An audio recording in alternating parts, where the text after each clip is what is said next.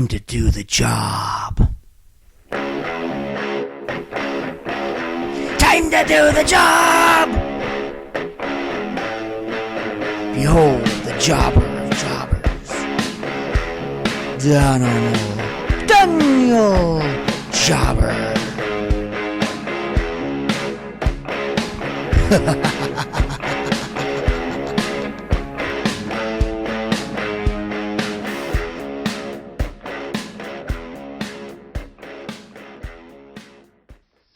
What's up, everybody? It's the D-Job, Danimal Jobber here, with Jobbing Out with Danimal Jobber, the WWE Payback Review and Results Show. It was interesting enough pay-per-view that I decided I was going to dig deep for a little more energy. I've been exhausted after this week. But the pay-per-view was remarkable, not in the sense that it was amazing, but it was worth remarking on. So I decided I'm going to do a quick review of it after all and talk about some of the results that happened. It wasn't quite what I expected, although some of it was. But anyways, before I get going, I just want to reiterate that I'm really seriously, strongly considering joining the Edmonton Sports Podcast Network, bringing the Danimal Jobber to that. Especially my Jobbing Out Cruiserweight report in a podcast form. And for that, because they don't actually have a video version, I had to design a logo. And so I came up with this. This is the basic design I wanted to share with you. As people on YouTube will see this at the beginning of the video. That's how I open up. But for the Facebook audience, I just wanted to show.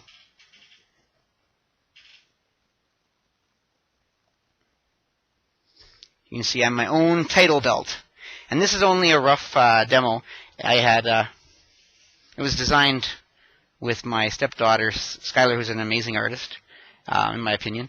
But I didn't have a chance to get her to color it, and so I had it colored in by my 11-year-old Kyra. So the coloring is a little off. I want to make a better colored version of it before I make it official.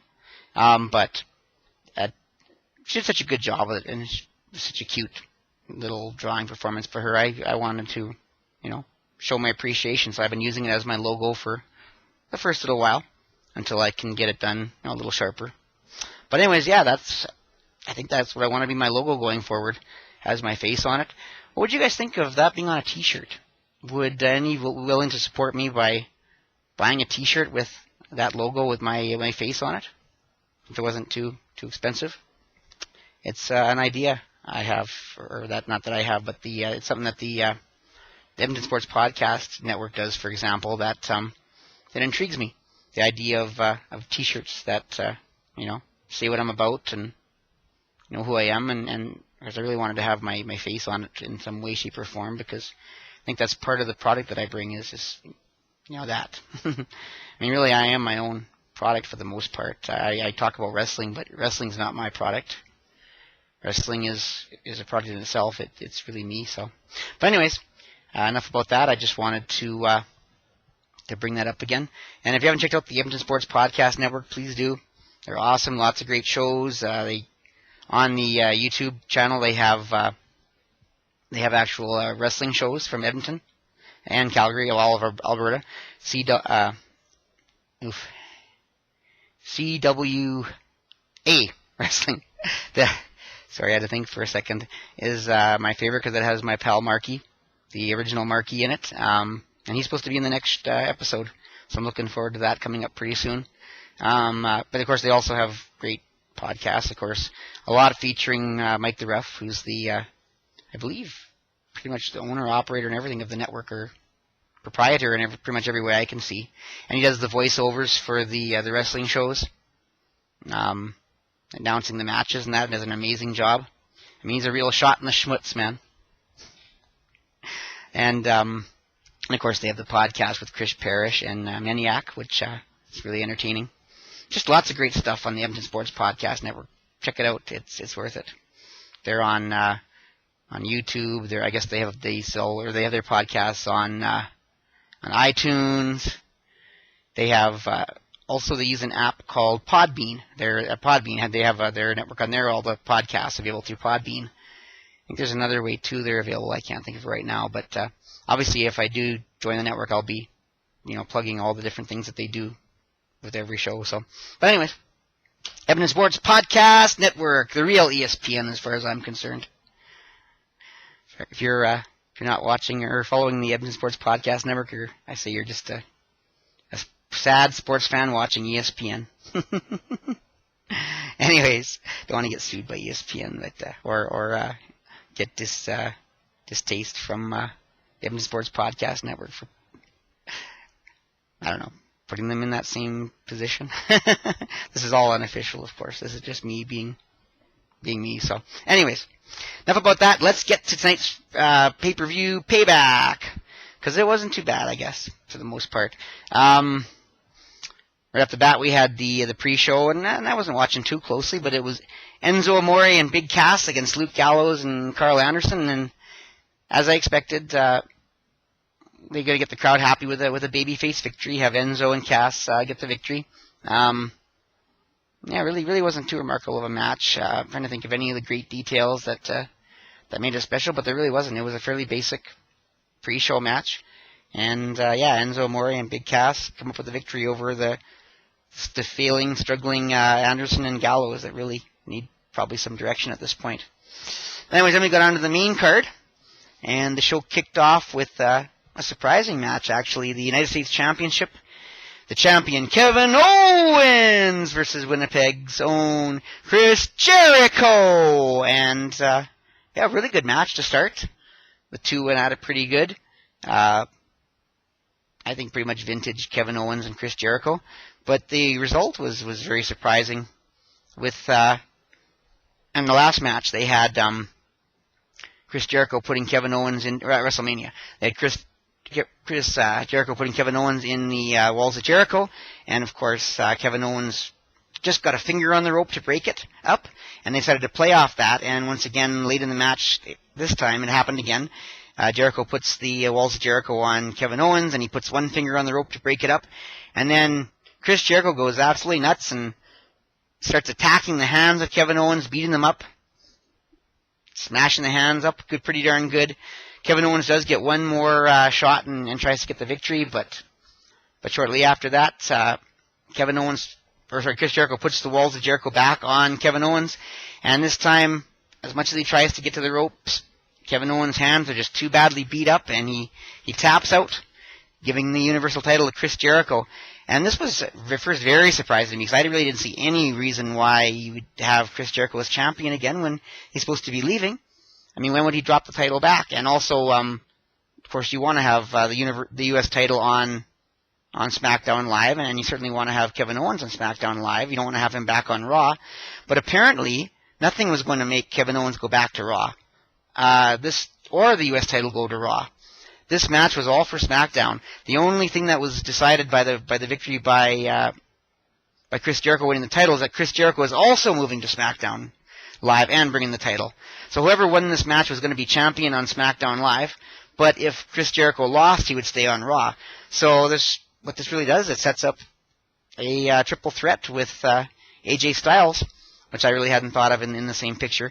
For the U.S. title, probably at the next SmackDown pay-per-view in 3 weeks, which is, what's it called? Not Retribution, it's, I'm sorry, I can't think of the name right now.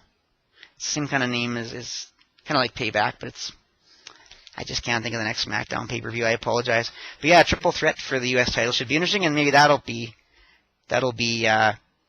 Chris Jericho's last match, or maybe it'll be the next pay-per-view. I hear that he's supposed to be busy with Fozzy on a date in that show. So sooner or later, they're going to have the triple threat, I would expect, and Chris Jericho drops the title and goes off on his Fozzy tour. So, yeah, for the time being, your new United States Champion, Chris Jericho!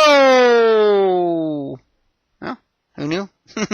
And, of course, Kevin Owens still on SmackDown Live, which is where he should be, and the U.S. title still on SmackDown Live, which is where it needs to be, because, as you know, I was going to grab it for show, but as you know, Dean Ambrose brought the Intercontinental title to Raw. So anyways, first match, pretty entertaining, surprising result, but I guess it makes sense. And then my cruiserweights are at it. Neville defending his cruiserweight championship against A-Double Austin Aries.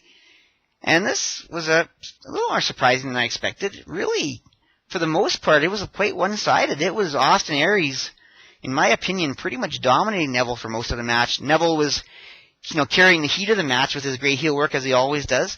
But really, Austin Aries seemed to take the fight right to Neville, and I really didn't like the result, because after beating him up for so long, really, I don't even like to talk about it, because I don't think it really did anything for either of them. But anyways, I'll talk more about the match on my Cruiserweight report, Jobbing Out Cruiserweight report. But at the end of the match, Austin Aries puts Neville in the last chancery after just a beautiful combination that took Neville right out, and then he rolls him into the last chancery, and looked like Neville might tap out, but of course no one really expects that's going to happen. And then he starts grabbing and reaching and grabbing the referee's hand, and then he grabs the referee's shirt, pulls him over. And of course, at that point, the momentum of pulling the referee over breaks the last chancery off, and the referee disqualifies Neville for grabbing him. What a way to destroy a good match. Yes, the rules allow the referee to disqualify somebody for grabbing his shirt and pulling him, but interfering with the ref, but is that really a good thing to do during a title match when the champion does that to avoid losing the title? I don't know, it's very storyline. But really, every heel in the world is going to tap out to a heel champion in the world who's going to tap out to a submission hold, could grab the referee and mess with him and get disqualified. It really doesn't strike me as any kind of great way to end a title match. It's almost like just a cop-out. They didn't want the title to change hands. They wanted Austin Aries to look good for whatever reason, hopefully get the fans behind him. And then the match just ends with a really cheesy ending. I guess Neville retains the title, which I really thought he should. He's been carrying matches with his heel heat, and he, gets a chance to get the fans upset at him with a heel victory. But he really didn't look strong. It didn't make him look like a strong champion. And Austin Aries really didn't look all that impressive. Not winning the title after dominating a match. That's just not an impressive result. So I don't know. I really wasn't happy. I'm probably going to have a rant on this one. I really thought they wrecked a good match and a good opportunity. Really, if Neville's going to win the title and keep it, win clean. Let him win clean. Really, does this feud need to go on that much longer? 2 matches, WrestleMania, and then this pay-per-view with the same result, and this time Neville wins far worse than he won at WrestleMania. Where are they going with it? All I can think of is maybe they plan to have a third match and they're going to advertise it on 205 Live as being the final match of this series, and then either Austin Aries is going to win the title at that point and they're going to go on with a new champion, or it's going to be decisive Neville victory, but people will tune in because this match is advertised for 205 Live, and they'll stick around after SmackDown Live to watch it, picking up the ratings, which in the show that probably needs it the most. And maybe that's why they decided not to actually have any decisive result tonight. But really, it didn't do anything for the pay-per-view, didn't do anything for Neville, really didn't do much for Austin Aries. It didn't do much for anybody. As much of a rant as I'm going to come up with tonight, but yeah, I was quite disappointed in the result there. Anyways, after that, we have the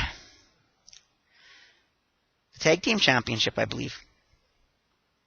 Yes, the Tag Team Championship. The Hardy Boys defending the Tag Team Championship against Cesaro and Sheamus. And this is awfully close to being the match of the evening, in my opinion. It was pretty good. The Hardys, did enough of their Hardy Boy stuff. The crowd, of course, was getting into it with the Hardy Boys' broken stuff. I even could have sworn I heard Matt Hardy say delete at one point in the match when he was about to attack Cesaro and or Sheamus. But really, once again, it was a fairly one-sided match. Cesaro and Sheamus pretty much for the most part, got the beating on the Hardy Boys, and looked like they might actually win the match.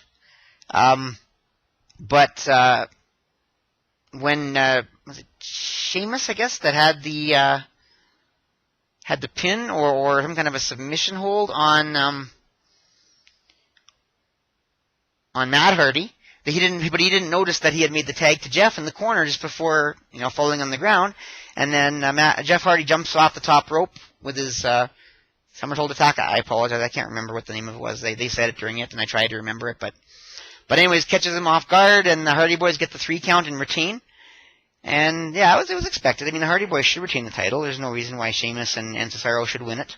I really thought the chemistry with Cesaro and Sheamus right from the beginning, the way they seemed like they really come together was good. And of course, the match ends with, the Hardy Boys and of course Sheamus and Cesaro, putting over the champs and showing them how good they are and being great sportsmen and shaking hands, right? And then they go off on their merry way while the Hardy Boys celebrate. No. Because, well, after that does all happen. But after that, and Sheamus and Cesaro leave the ring, the Hardy Boys are up on the 2 corners, and back come Sheamus and Cesaro, knocking them off the corner into the ring, and they start beating the crap out of them and throwing him into the ring post, and then they got rid of Jeff Hardy by Cesaro holding Jeff Hardy near the ring post, and Sheamus coming in with a brogue kick into Jeff Hardy, into the corner, and into the corner, the LCD post, knocking him out, and then they get Matt Hardy in the ring, and once again, Cesaro holds back Matt Hardy, and Sheamus hits him with the brogue, and they basically just beat the crap out of the Hardy Boys, and do a complete heel turn to surprise everybody at the end of the match. Sheamus and Cesaro are not only together as one, they're now both heels as a new heel tag team in the Raw division, and that was exciting. That was a good result. I was very happy with that, because really they're not going anywhere with Cesaro anyways, and Sheamus has always been a pretty good heel, and now they can do it together, and maybe this will finally be, I hope, the push that Cesaro needs to finally get somewhere, because they just weren't ever willing to push him as a babyface. So now we have Cesaro and Sheamus as a heel tag team, and who knows where it's going to go from there. So, and of course they were on the Raw talk show at the end of the pay-per-view, and you're really starting to see Cesaro healing out, I guess, and being a little more arrogant and a little more like, hey, I do what I have to do to win, and very good to see. That was probably one of the highlights of the night, maybe the highlight of the night for me. So anyways, we had the tag team match, and then we went to the House of Horrors match, I do believe.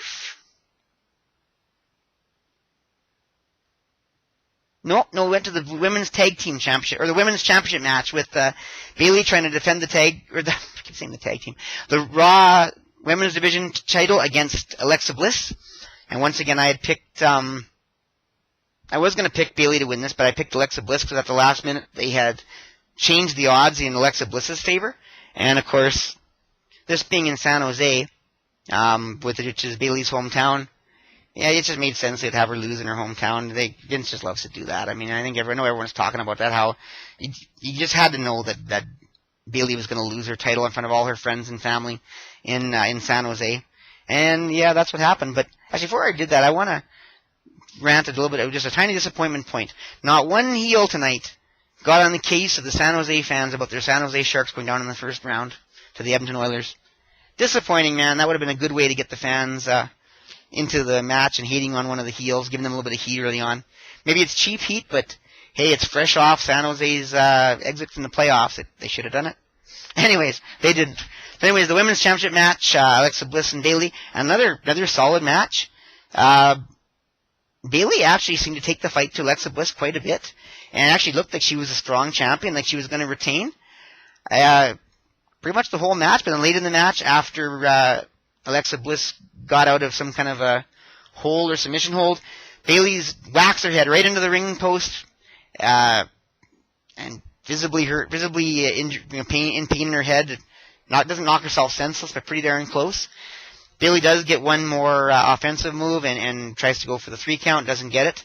But then shortly after that, Alexa Bliss hits her with the DDT on the injured head and pins her for the 3 count, and we have a new Raw Women's Champion, Alexa Bliss, and the first woman to win both the new SmackDown Women's title and the new Raw Women's title. And in fact, I think it's the only time they ever had 2 women's titles, is this brand split. So, first woman to ever do that in history, win both the Raw and SmackDown Women's titles. Hats off to Alexa Bliss. There's no reason why she shouldn't have done it. Somebody will say they might have been reserving it for Charlotte or somebody else. It'd be a bigger honor. But Alexa Bliss is a really good heel. Almost hard to hate because she's so good at being a heel. Almost want to love her. But she is good at making crowds hate her. And, of course, all the more heat now that she beat Bayley in front of her friends and family. What the heck? Let's go with a new women's champion and allow her to build more heat on Raw. Raw needs everything he can get right now. So why not have a heel women's champion who is believable and who can get the fans riled up? Because, I mean, Bayley is just a little too goody-goody at times, and it just wasn't really making Raw a better show. So, yeah, I'm for it, I guess. Women's champion Alexa Bliss. First, I was a little bad for Bayley. Then I remembered I predicted Alexa Bliss on my pre-show. And, yeah, it happened, and I'm all for it, so it's good. Then the first part of the House of Horrors match, the actual match in the House of Horrors, it was okay. It was entertaining in a good way, bad way. I don't know. They go into this house, which is obviously not in San Jose because it's dark and it's way too early. But they go into this house, and it's actually a little too nice, I think, for House of Horrors. But they do the horror movie angles and effects and camera and the lighting and that sort of thing. They have the fridge with the, was it Follow the Buzzard or something that written on the side? What did Bray Wyatt written on the side of the fridge? I can't even think of it now, but a little bit of a foreshadowing. They battle through the house, and they beat the crap out of each other, mostly Bray Wyatt for most of the early part. Randy Orton does get some good shots in near the end. But then finally at the end, Bray Wyatt drops the fridge onto Randy Orton, theoretically pinning him, keeping him from getting back and getting to the arena, because the match has to get back to the arena. That was part of the stipulation. It had to end in the ring. If no other way, then one of the guys goes back to the arena, and the other guy has to lose by forfeit. But anyways, Randy Orton gets out and goes to the limousine that Randy Orton had come up with when he first entered the house, gets in and says, "To the arena!" And of course, joking with some people like my boy Delixman from YouTube, that you just know, or you wished, or you expected the driver to look back and be Randy Orton and go, "Where to?" or stuff like that. But no, you never see who the driver is. And of course, I think probably the best way to sell that would be to say it was Randy Orton. And I'll explain why in a minute. But anyways, then they drive away, and that's the end of that segment. You don't see any more out of Randy Orton or the house. And then they go on back to the arena to the Seth Rollins versus Samoa Joe grudge match. Seth Rollins trying to get revenge for Samoa Joe's beatings and all the stuff he puts on him, and trying to get in the way of his big match against Triple H. I think, can't remember what he did at WrestleMania now, but anyways, he's always in the way of Seth Rollins and giving him grief. So this was a chance to get revenge on him. And of course, Seth Rollins was predicted to be the favorite, but I actually went with Samoa Joe in my mind, I think, because I really didn't see what they could gain from Seth Rollins winning this match, because I don't know where they're going to go with him next. I mean, he could get a title shot, but you got Braun Strowman, you got Roman Reigns, you got Finn Balor, all guys who are worthy of facing Brock Lesnar whenever he does get back into action. I don't know how you would justify giving it to Seth Rollins at this point. But anyways, Seth Rollins versus Samoa Joe, another great, solid match. One-sided, though. Really, Samoa Joe beats the crap out of Seth Rollins for most of the match. And it looks like Seth Rollins is just going to have no chance. But then, right near the end, Seth Rollins with the big surprise opportunistic victory. Surprise pinfall. Nothing fancy, just out of the blue. And beats Samoa Joe. Neither one looks weak because it was an out-of-the-blue victory. Seth Rollins gets a victory, which he probably could use, I guess. Samoa Joe still looks fairly tough, like the enforcer he's supposed to be. Why not, I guess? I just don't know really where they're going to go with it. Maybe take it another level, have another match between the two. But, yeah, I really don't know. You didn't get much out of the match. It was entertaining and solid, and surprise victory didn't make either one look bad because Samoa Joe dominated most of the match. And Samoa Joe needs to dominate. He needs to be an enforcer. He needs to be an antagonist who antagonizes people on Raw with physical brute force like Braun Strowman does. The two kind of go hand in hand in terms of the ability to make people feel helpless on Raw because they're not as tough as these guys, and they are subject to beatings from these two men. So yeah, it served that purpose, and it still gave Seth Rollins the win, as was the favorite in the odds betting. So whatever, surprise victory.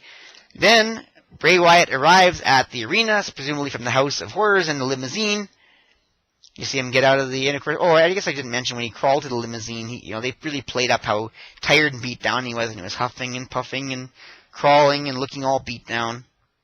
But anyways, he comes out of the limousine still a little tired and beat down, but you can see his resolve. And as he walks by the limousine, I was looking to see if there was a driver, if it was maybe Randy Orton, but there's nobody in the driver's seat that I could see. Did the driver already leave? Who knows? My foreshadowing? But anyways, Bray Wyatt goes to the entrance, and then the lights go down, and they play the Fireflies song, and Bray Wyatt goes to the ring, and the lights come on, and you see Bray Wyatt celebrating his victory, and right behind him is Randy Orton. How did Randy Orton get there? Well, reality was, of course, the match wasn't actually filmed in San Jose. It was probably filmed last week, sometime after Raw, in the town, apparently right near where Raw was filmed, because that's where that house was. As you find out later on NoDQ.com, Aaron Rift published the information about where that house was. It's actually for sale. You can end up buying this house. And someone actually joked that the house went down in value after this match. And I agree, because the match originally was supposed to come with a refrigerator. Anyways, bad aside there. But yes, NoDQ.com always has some of the great stuff. So my little plug for Aaron Rift and the great job he does there with NoDQ.com for breaking the story about where that house actually was, and that it's for sale. You can own the house that the House of Horrors match, the first ever House of Horrors match was in. You have your own House of Horrors matches from then on in on YouTube. The power's yours. Think about it. Anyways, Randy Orton's behind Bray Wyatt. Bray Wyatt turns around and there's Randy Orton, and they start to have the fight, and Randy Orton tries to get the Sister Abigail, and he breaks it up. And then out come the Singh boys, the former Bollywood boys coming in, and they start getting in there, and it's a no disqualification match, so they beat up a little bit on Randy Orton. Randy Orton beats them both off, and looks like he's going to go back in and take out Bray Wyatt, and I think that's the point where he hits the RKO out of nowhere on him. Looks like he's going to go for the pinfall. Then out comes Jinder Mahal, the number one contender, and he breaks up the pin, and he starts beating up on Randy Orton, and really stakes his claim on the title match at the next Raw pay-per-view, which is, I believe once again, is Extreme Rules, where he'll be SmackDown pay-per-view, which again is not Retribution. I wish I could think of the name. It's a common name. They've had pay-per-views in the past named after that. I just can't think of it, dang it. But anyways, he's going to face him, so this is building, basically the whole ending of the match was building heat for the Jinder Mahal and Randy Orton match, and of course, building a little bit to the faction of the Singh boys. Maybe Randy Orton, or maybe Jinder Mahal, bringing back the Singhs from the old Stampede days with his uncle, the Great Gamma Singh, and of course Bastion Booger, who was Mukkan Singh back those days, and the rest of the Singh boys, who most of them weren't Singhs or Pakistani at all, but that's another story. But of course, obviously, the Great Gamma and Tiger, Jinder Mahal are true Pakistanis, and they basically have the Singh dynasty with them, if you want to put it that way. So anyways, they're bringing it back. Anyways, he interferes, beats up Randy Orton, allows Bray Wyatt to he actually hit the Sister Abigail this time, get the 3 count, get the victory, and what's the point? Yeah, we're happy they didn't take the match away from Bray Wyatt. Great, he won the feud. Big whoop. Deluxe Man was saying that earlier too. Who cares? It wasn't a good match. It didn't make Randy or Bray Wyatt look strong because he had to have help from Jinder Mahal and the Singh boys. It didn't make Randy Orton look strong because he basically got beat up the whole match. It didn't make Bray Wyatt's House of Horrors gimmick that much more powerful, tougher, or that much more daunting or dangerous. It really was just a way of adding a little extra beginning stuff to a match that was relatively boring. And how Jinder Mahal was going to interfere and cost Randy Orton the match, setting up more heat to the match at the next pay-per-view for SmackDown. What's the point? Didn't gain anything. Yeah, great. Yay, Bray Wyatt gets another meaningless victory, yet he loses the big ones like at WrestleMania, and we hope he retains the title. Disappointing. Anyways, that's the House of Horrors match, and then finally, I'm pretty sure I'm not missing any matches. Just double check my notes here. Nope, I certainly am not. Let's get ready to rumble the main event of the evening. Roman Reigns versus Braun Strowman, the grudge match. Roman Reigns coming in with his separated shoulder and the padding on his shoulder underneath his body armor, trying to get revenge on Braun Strowman, who beat the crap out of him in the segment with the ambulance and everything. Yeah, it was a main event. It was okay. It was a good match. I like watching Roman Reigns always. They went around the ring, beat each other up. Braun Strowman looked tough. Roman Reigns, relatively tough, but didn't look like he was likely going to win the match. He did hit one big spear on Braun Strowman, and of course Braun Strowman kicked out. How many guys have kicked out a Roman Reigns spear? So this builds to the beastness and then the unbeatableness of the monsterness, I should say, of Braun Strowman. And of course then he does continue to try to beat on him with a few Superman punches and stuff, but in the end Braun Strowman starts to get the better of him, hits one running power slam. Roman kicks out at 2, and of course Braun Strowman looks like, oh, what do I got to do to beat this guy? Yeah, right. Picks him up, does another power slam, this time 1, 2, 3. As predicted, Braun Strowman gets the big victory over the darling Roman Reigns, building up, cementing his monster legacy, setting up that really he's likely the best candidate to face Brock Lesnar next for the Universal Championship.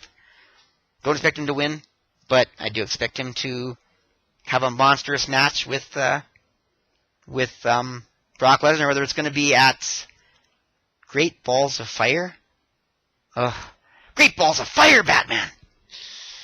The pay-per-view that is going to be Brock Lesnar's next title defense 2 months from now. A full 3 months after he won the title from WrestleMania. If you heard me rant about it, how disappointing I am with that. Disappointed I am with that. Sound like Archie Bunker here. Anyways, yeah, best candidate maybe for it, although why not give Finn Balor his rematch for the title he never really lost against oh boy, my brain's not working tonight. Too much fatigue, I think. Against Brock Lesnar at the next pay-per-view for Raw. Why not pay a little more money, get Brock Lesnar in, defending that title, let Finn Balor have his rematch. Finn Balor's not going to win, it's fine. Give him his rematch. If you're Finn Balor, this is another one of my rants. Why would you accept a storyline where you're not getting your rematch to win back the Universal title when you never really lost it? Well, the champion, Brock Lesnar, sits on his butt. Just because he makes too much money to be at pay-per-views, sits on his butt when you deserve your title shot and you're not getting it. It makes no sense storyline-wise. Why would he accept this? How can WWE try to pawn this off, treat their fans for Raw so poorly as to make their number one title so disbelievable that the guy who deserves to have a title shot first doesn't get it while the champion sits on his butt for 3 months? It just doesn't make sense. Take one of Bray Wyatt's Brock Lesnar's dates, or make it a live special pay-per-view on the network. Do something. Get these two to have their match. Let Finn Balor have his rematch. Let him lose. Make it make storyline sense. And then you can have your normal next big title defense for Brock Lesnar at Great Balls of Fire. Goodness gracious, Great Balls of Fire? But don't make the fans suffer for 3 months. Don't make Finn Balor have to totally not be a real character and pretend he doesn't care about the Universal title getting his rematch just because you don't want to pay Brock Lesnar and have him use one of his dates at Extreme Rules. Have the title match, surprise fans, show us that you're willing to edit your own apparent decisions, and get this match back on again. Get Finn Balor his rematch. Let's get this over with. Anyways, sorry for the aside rant there. I think it's important. That match should happen at at Extreme Rules. I don't think it's gonna. I think WWE is gonna continue on doing what they're doing. That's all they think their Raw fans deserve, I guess. And their fans that would ever give any respect to the Universal title. And they're willing to give more respect to Brock Lesnar than to their own fan base and their own #1 title. And one of their most popular baby faces, Finn Balor. Sickening, disappointing, just sick. Shame on you, WWE, for even considering that avenue. Change your mind, please. Have the match at Payback, or sorry, Extreme Rules. Give Finn Balor his title shot, or do it on Raw. Just get it done. Get Brock Lesnar on a wrestling show for Great Balls of Fire. Have him wrestle Finn Balor. Let's get the rematch over with. Anyways, where are we going now? Roman Reigns could be a candidate to face Brock Lesnar next, but it looks like it might be Braun Strowman, although, of course, maybe Braun Strowman faces Roman Reigns again, and then the winner of that match could be Roman Reigns this time, as sickening as that would be, because I love Roman Reigns. He doesn't deserve to win this feud yet. It's not time. He can't win it. Let him face, Braun Strowman at a time when it really actually means something. A major event. Let him face him then. Let him finally get his victory as the underdog then. Until then, keep letting Braun Strowman dominate Roman Reigns. Let Braun Strowman have the first title match.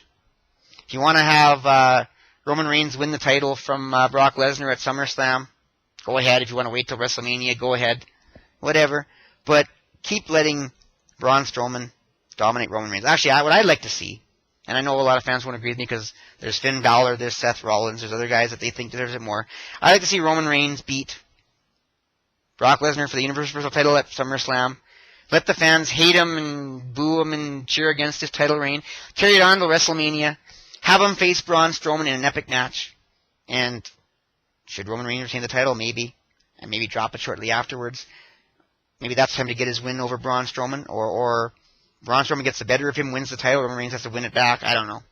Make a story of it.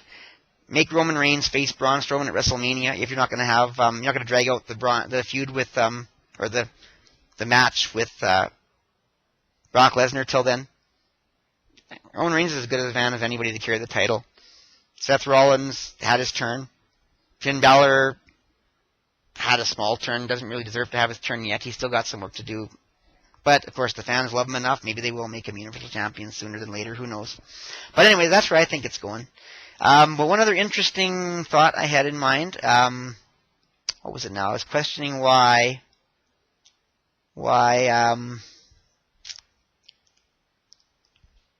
none of the questions I had that I think I was going to answer.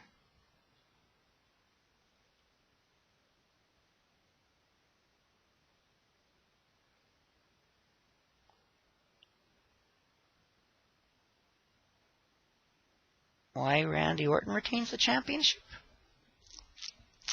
I don't know. I did have one point I wanted to make about one of the surprise ways they could be going. Oh, I know what it was. Why Braun Strowman versus Brock Lesnar at a major pay-per-view? I think it should wait till SummerSlam, personally. It makes a lot of sense. Because an interesting storyline at this point with Brock Lesnar's career winding down and Braun Strowman being this monster of a man that's just ready to boom. And people have suggested potentially this possibility. Why not have Paul Heyman turn on Brock Lesnar and side with Braun Strowman and have him be his new beast, advocate for his new monster. Brock Lesnar can wind down his career as a babyface, trying to fight against his old advocate and his new client. That'd be a great story. There's certainly no harm in the final stages of Brock Lesnar's WWE career, having him on his own and trying to be a solo performer again, maybe do his own promos once in a while.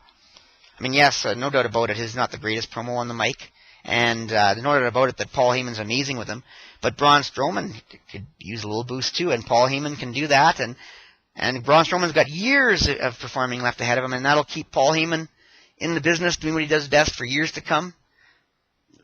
Do it sooner or later. but they could do it as early as SummerSlam, or when Brock Lesnar faces Braun Strowman. So that's an interesting thing that could come out of this. Another interesting thing is now that Randy Orton is still WWE Champion, Shinsuke Nakamura still is in the wings to be the champion.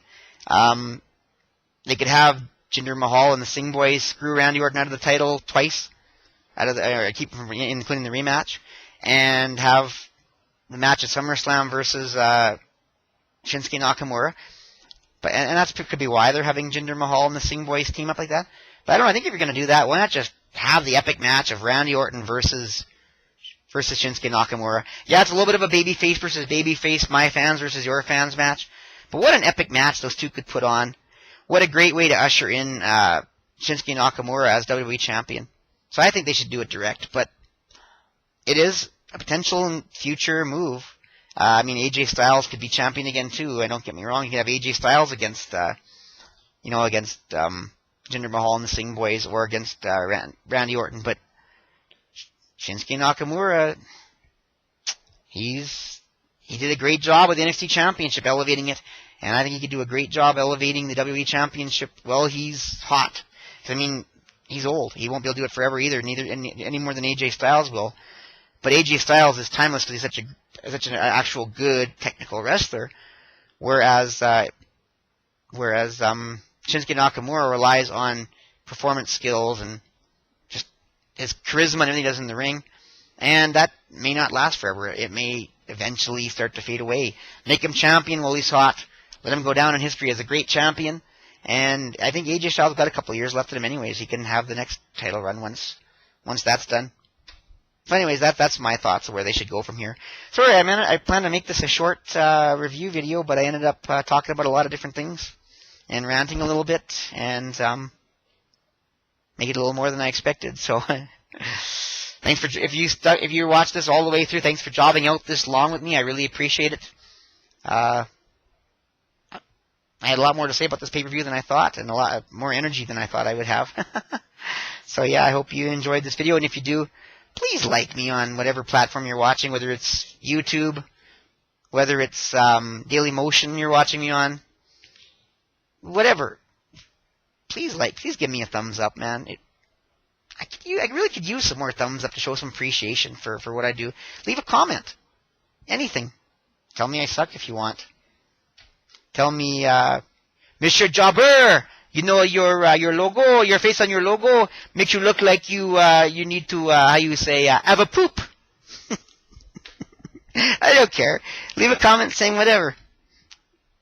I'm interested in hearing what you have to say, or what you thought of the pay-per-view, or any of my ideas, or any of my thoughts on things. Oh, overall, by the way, I'm giving this match a C. Started off as a D because I thought the first two matches did with disappointing results, but with all the great results from that point on, I bumped it up to a C. Despite the great wrestling, I thought the results were lackluster, the direction unclear, too unclear for my liking, so I gave it a C. Anyways, just figure I should add that in. But anyways, yeah, give me some likes. And if you like what I do, subscribe. I'm going to keep making these, and I want to keep them up on YouTube. I want to keep them up on Daily Motion. Subscribe, man. Keep up with me. Keep up with the jobber. Job out with me, man. Follow my cruiserweight reports, man, because that's what I'm doing lately, and I'm really enjoying it. Check out my power rankings. Keep up with my cruiserweight power rankings on my website. Anyways, this is Danimal Daniel Jobber. Follow me on Twitter at Daniel Jobber, capital D, capital J. On Instagram, Danimal Daniel Jobber, all lowercase. Check out my awesome website, DanimalDanielJobber.ca, where my power rankings are, where all these videos typically end up sooner or later. And definitely where my cruiserweight reports, jobbing out cruiserweight reports go. Stay tuned to whether I join the Edmonton Sports Podcast Network. I hope they'll have me, because I'm really seriously considering bringing this to a new audience. And Edmonton's as much a home as any I've known in my life, and I'm really enjoying the run with the Oilers this year. Go Oilers, go Oil. Keep working on winning the Stanley Cup. I know tonight didn't go so well, but they're still up 2-1 in the series, and they have a big game at home to take a stranglehold. And I'm embracing Edmonton as my home. And I love everything about Edmonton for the most part. Being a Saskatchewan boy, never had anything like Edmonton as a city to be close to. I like it. It's where I plan to be for the next bunch of years because my grandchild lives near here too, so I don't want to leave her alone. And I know my wife doesn't want to leave Alberta as long as she's here either. So yeah, if I do join the podcast network, please support it. If I do decide to sell T-shirts, I hope you'll buy T-shirts, man, because that can really, really support me. Because heck, to see them around, to know that people like what I do enough to want to put it on. The gift of Jobber. Try it on, man! It would mean the world to me. So, yeah. And like I said, if you decide to follow me to the Edmonton Sports Podcast network, like all the stuff they do, enjoy their podcast, support the entire podcast network. Because Edmonton, hopefully, will end up supporting me one of these days. It seems to be the city where I'm going to make my future in. Anyways, getting close to 45 minutes already, longer than I've made a video in a long time, so I'm going to wrap it up. So again, you know how to follow me. I hope you do. I hope you, like I said, if you like this video, please give it that thumbs up. That would be awesome. Anyways, you have a wonderful night. Hope you enjoyed the pay-per-view and everything WWE does. Enjoy Raw tomorrow night, SmackDown Tuesday night, 205 Live, NXT. It's going to be another great week of wrestling. Should be very exciting. Y'all have a wonderful night. Jobber out!